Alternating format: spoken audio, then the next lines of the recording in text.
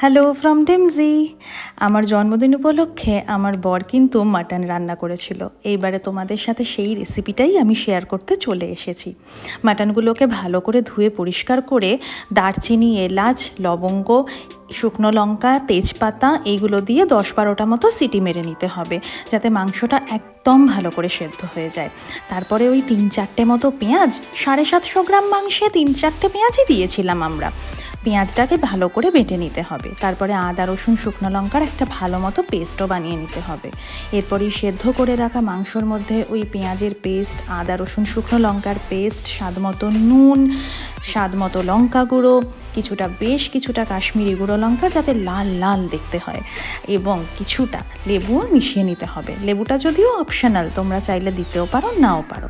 এরপর এই ম্যারিনেট করা মাংসটা ওই 15-20 মিনিটের জন্য রেখে দিতে হবে, এবং তার মধ্যে তোমরা 2 চামচ ঘিও দিয়ে দেবে, যাতে টেস্টটা আরও বেশি এনহ্যান্স করে। এরপরে কড়াইয়ের মধ্যে সর্ষের তেল দিয়ে দিতে হবে।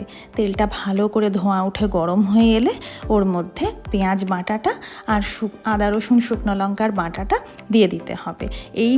এই যে দুটো বাটা জিনিসের কথা বললাম, এই বাটা দুটো কিছুটা ম্যারিনেশনেও পড়বে, কিছুটা কিন্তু তেলের মধ্যেও যাবে। এরপর এই মশলাটা বেশ কিছুক্ষণ ভাজতে হবে, ওই 10 মিনিট মতো। সেটা থেকে যেই তেল ছেড়ে বেরোবে, সঙ্গে সঙ্গে ওই ম্যারিনেট করা মাংসটা কিন্তু এই ভাজা মশলার মধ্যে দিয়ে দিতে হবে। একটা কথা বলে রাখি, এই মাংসর মধ্যে কিন্তু বিন্দুমাত্র জল পড়বে না, কোনো রকম জল ইউজ করতে হবে না। এই মাংসটার মধ্যে ওই সেদ্ধ করে রাখা স্টকটা দিলেই হবে। অল্প অল্প করে স্টকটা পড়তে থাকবে। যে যেরকম গ্রেভি চাও, বেশি ঝোল ঝোল চাইলে বেশি করে স্টক দিতে হবে, আর যদি কম কম চাও তাহলে অল্প অল্প করে স্টকটা দিয়ে কষাতে থাকলেই হবে।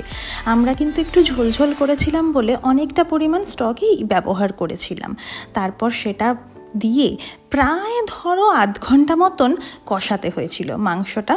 তারপর কিন্তু একদম রেডি হয়ে গেছিলো। টাটা।